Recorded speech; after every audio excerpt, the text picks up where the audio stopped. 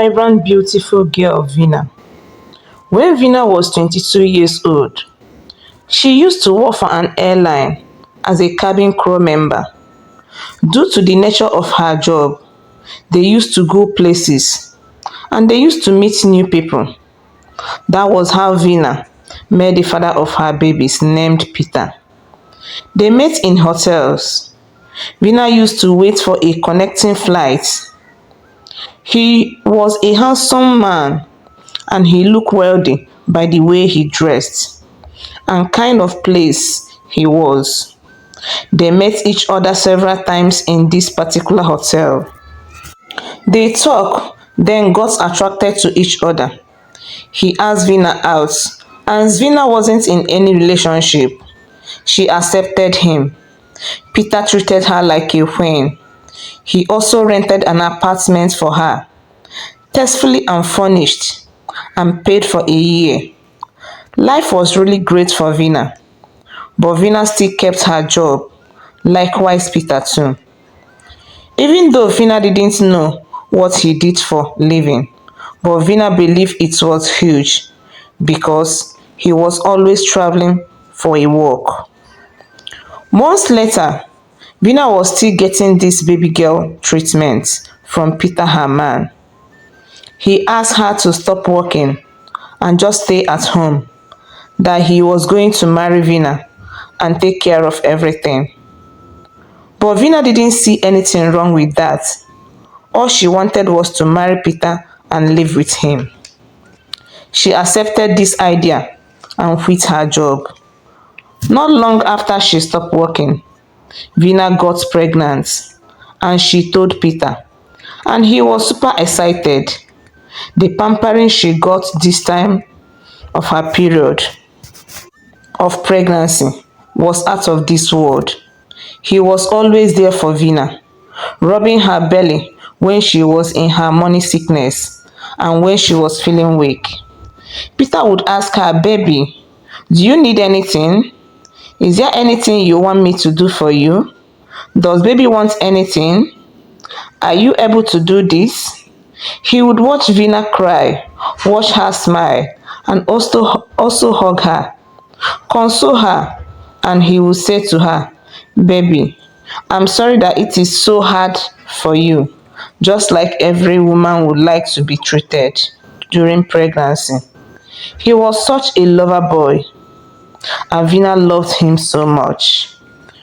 During this period, Vina didn't for once wish to go back to the life she was living.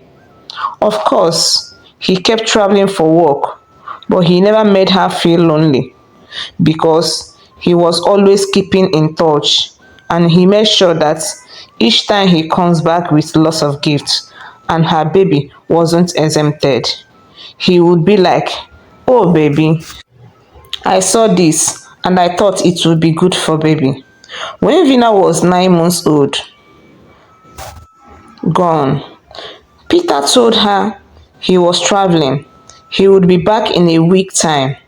But when he traveled this time, it was different. He didn't contact Vina, even when she tried but couldn't reach him. 1 week passed. He didn't come back, nor called Vina. She decided to send him emails, but no response. Then it was time for babies to come. It was twin girls. Vina was worried that babies would be soon here without their father. Did something had happened to him? Vina was so worried. Her friend encouraged her not to worry too much and be strong for the babies. And Vina was grateful for her friend's encouragement. Few days later, she gave birth to her babies in absence of their father. 3 weeks after giving birth, one of the babies got sick, and this was where everything came crashing. One of the baby had fever and was only for a day, and before she could figure out what was wrong with her or even take her to the hospital, she passed away. As a first-time mom with no parents, no husband, everything was overwhelmed. Vina blamed herself over her death. She thought maybe she would have acted faster by taking her to the hospital immediately.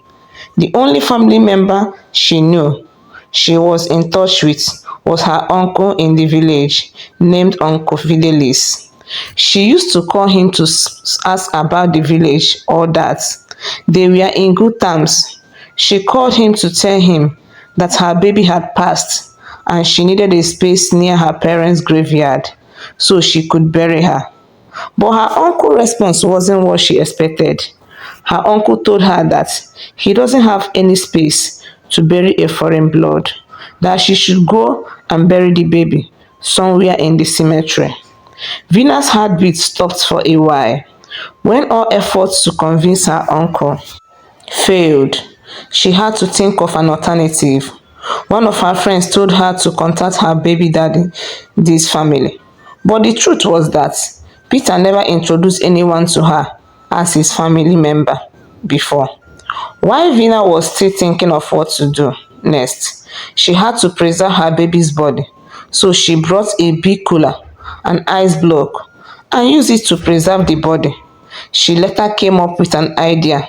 She called her uncle and told him that the baby had been buried in the cemetery, just as he was suggested, and the why process was stressful, that she needed to come home and rest for a while. He sounded happy and asked her to come, that he would be happy to see her. Before she traveled to the village, she brought bottles of wine, bought clothes, and a big strong suitcase, which she used to put the cooler that contained the baby's body. She put everything in her car and drove to her family house in the village. When she got there, they welcomed her and took her things inside without knowing the contents of her luggage. Vina acted as if everything was okay. She didn't even know where she got the courage from. All she wanted was for her baby to be buried where she wanted her to be buried, and nothing more. After she had settled in, she brought out a bottle of wine and they started drinking. Her uncle apologized for what he said to her, but she told him no, that it is fine, that they can't go against their tradition, so it is okay. They drank until late at night. She made sure she gave everybody good amounts of drink, except one boy. The boy came to Vina privately when she arrived to sympathize with her. So Vina said to herself, I would be needing this boy later. When she noticed that they were all drunk and sleeping, she helped them to their rooms respectively, tucked them in their bed, and now it was time for Vina to carry out her mission. When everybody was fast asleep, Vina called the boy over, explained everything to him, and he accepted to help her. They headed to her parents' graveyard. The goal was to finish everything before morning. He dug the grave for Vina, while she single-handedly buried the baby's body in a way that nobody would notice that something was buried there. They were able to finish everything before morning. She was so grateful. Vina thanked the boy and felt fulfilled.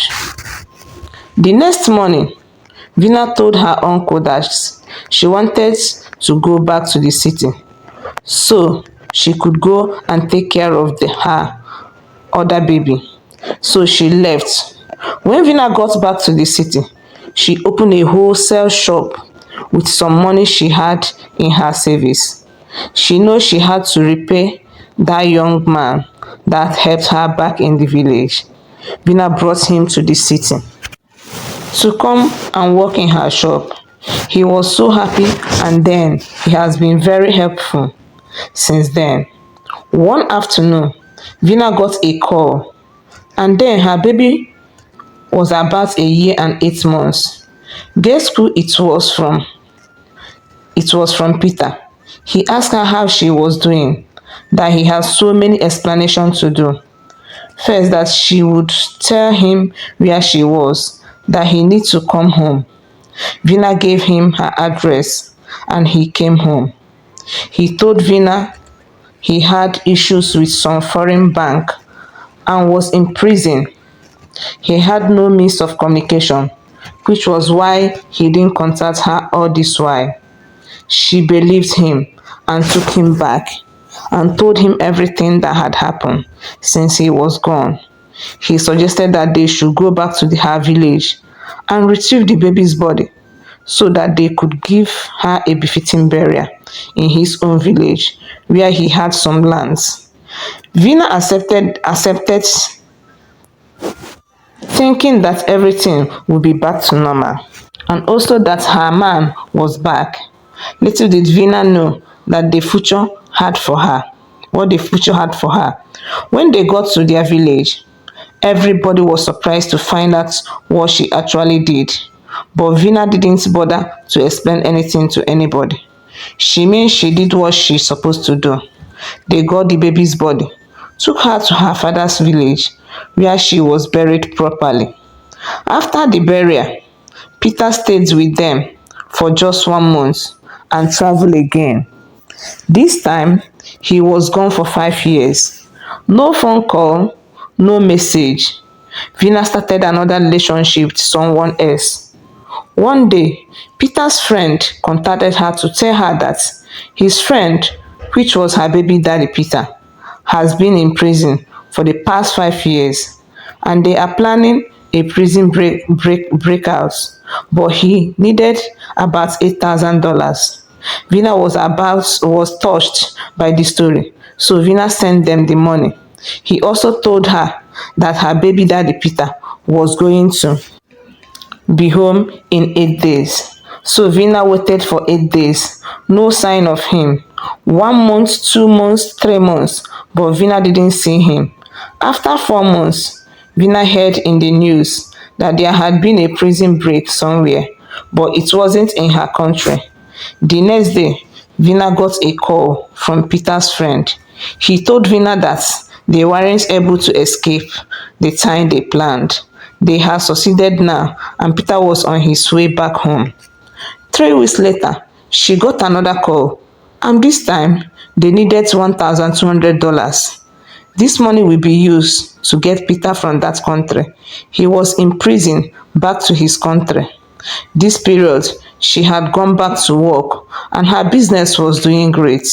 She had the money, so she sent it to them. 3 days later, he was back home. Vina was tired and done with everything, so she didn't even argue with him. He stayed for 4 months, and all he did was get up every morning, go to different places, which surprised Vina because he told her he didn't know anywhere after 4 months. He left again, and this time she said no, enough is enough, that she needs to find out what this man does. So she decided to do a background check on him. She knew his mail, his password. She guessed it out of the blues, and luckily it worked for Vina. And Vina got the shock of her life. She found out that he was a married man with 3 kids. Not just that, he had 3 other women in 3 different countries, and each of them had at least one child for him. In fact, the third woman just had a baby that was just a month old. She also discovered that the same way he ghosted Vina was the same way he ghosted all of them. He would disappear for months or years. 14 years later, she never heard from this man. He never called her or checked on her or his daughter. She still hasn't known when her father will come back or who her father was, and none of his family members he introduced her to during their baby's burial reached out to them. Guys, this is a very interesting story that will help us to create awareness. Please be careful who you have babies with and drop your thoughts on the comment section on what you learned in this amazing story of mine. Please guys, always subscribe to my channel at African Tales by Ifenkili. Like and share with family and friends. turn on your notification button and stay tuned for more interesting and mind-blowing stories coming your way next time. Guys, remain blessed. Bye.